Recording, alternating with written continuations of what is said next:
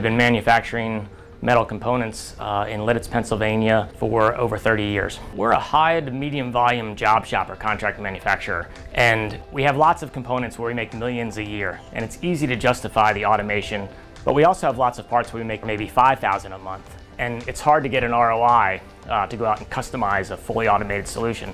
We have 50 to 100 parts that we touch on a weekly basis for inspection or secondary processes. Some parts come off bulk operations and are jumbled together in large and deep bins. When we first started reviewing the bin picking solutions, we worked with a number of companies, and we often would send them parts and ask if they could pick them out of the bins, and the answers were always yes, but.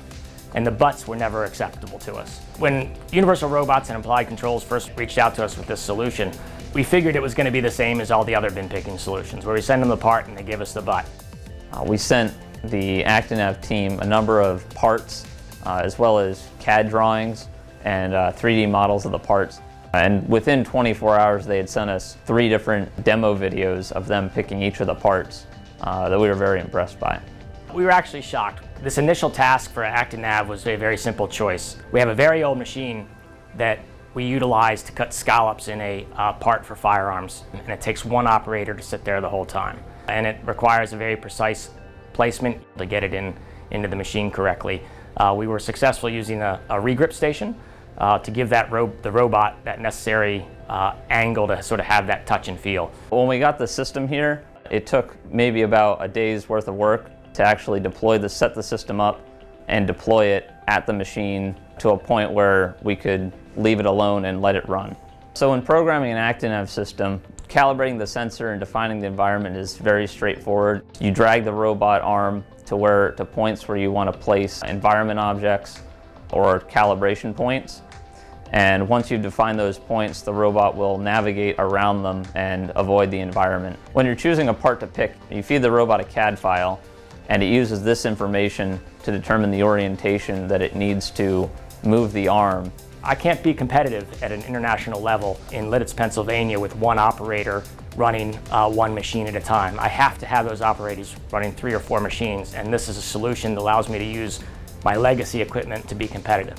2 years ago, we bought a UR3, and the first implementation of that machine was to do inspection of a high-volume automotive part. In order for that to work, we actually have to hand load the tray, which is still faster than hand inspecting the part.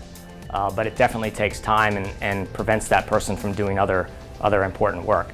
So being able to use ActiNav to present the bin as they come out of the parts washer, rather than having to unload and place them on a tray, is going to be hugely efficient. The ability to implement ActiNav on older equipment doesn't just have the obvious ROI of allowing a single operator to operate 4 machines. It allows you to rethink whether or not you have to replace that piece of equipment. At some point, those machines wear out and they stop producing 100% good parts. In the old reality, we would have to replace that machine. If we can implement a cobot ActiNav solution next to that machine and inspect out the 1% of bad parts, we've just taken $1 million piece of equipment, added a very inexpensive solution to it, and gotten another potentially 10 years out of that piece of equipment. We anticipate being able to use ActiNav for all of those other processes going forward.